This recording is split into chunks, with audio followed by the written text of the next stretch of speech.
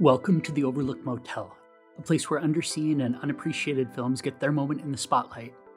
Today's selection popped up in the For You section of my Netflix account recently, and while it's not a perfect film, S.K. Dale's Tell Death is a solid cinematic offering that held my attention for the duration. The flick is chilling, darkly comedic on occasion, suspenseful, and features a couple of serviceable twists throughout. Not to mention, Megan Fox is a welcome sight who shines in the lead role. If you're a fan of self-contained thrillers, you'll likely enjoy this intense effort. The setup for Till Death is this.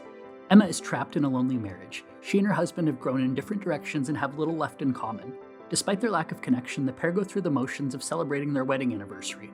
When Emma wakes up at the couple's lake house the next morning, she is handcuffed to her husband, who is now deceased. She is without a working phone, trapped in a blizzard, and her car won't start. As terrifying as that setup sounds, the worst is yet to come. The first act of Till Death paints a portrait of a crumbling marriage.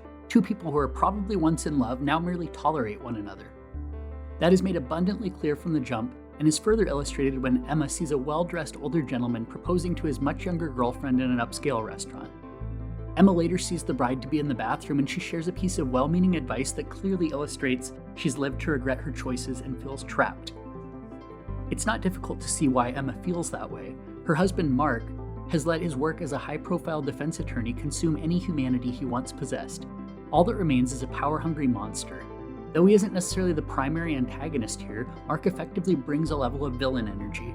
Moreover, his presence looms over the entire picture until the final frame. You'll see exactly what I mean when you watch the flick. Megan Fox shines in a nuanced turn as Emma.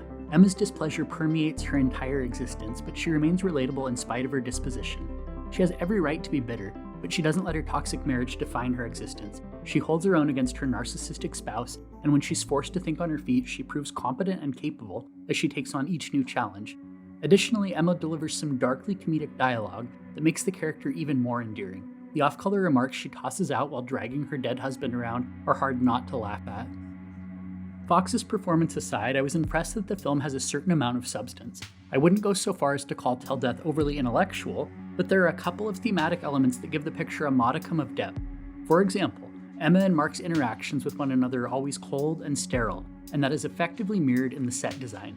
The majority of the action unfolds at their lake house. Their cabin is beautifully furnished, but feels nothing like a home. It's uninviting and void of warmth. It's sparsely furnished with a dreary color palette that parallels their bleak relationship dynamic. It also seems fitting that Emma is literally chained to Mark for most of the film. The narrative establishes that she feels trapped and doesn't know how to escape, so her predicament works as sort of a literal manifestation of her inner monologue.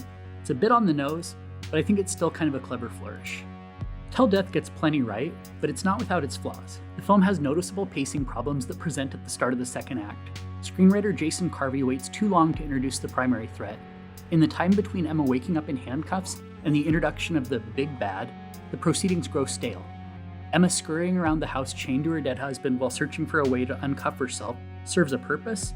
It establishes that the home is void of any useful implements to solve her predicament. The viewer needs to know that, but the sequence extends past the point of establishing that and ultimately becomes dull. Introducing the primary threat sooner would have evened out the pacing a great deal. Though it wouldn't necessarily be a spoiler to say what or who the central threat is, I will let you see for yourself. The more blind you are going in, the more fun you're likely to have with Till Death. That's always been my experience with films of this ilk. My only other qualm is that portions of this feature are a little too predictable.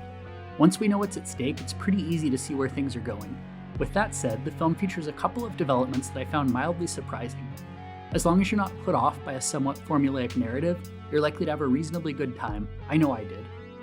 All things considered, if you can forgive the pacing issues and the sometimes predictable nature of the narrative, Till Death is an entertaining horror thriller perfect for a night in with a giant tub of popcorn. Megan Fox effortlessly carries the picture on her shoulders, making this a compelling thriller with a likable lead.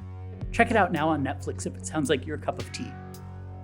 That's all for this installment of the Overlooked Motel. If you'd like to chat more about underseen and underrated films, feel free to hit me up with your thoughts on Twitter, Threads, or Instagram @FunWithHorror.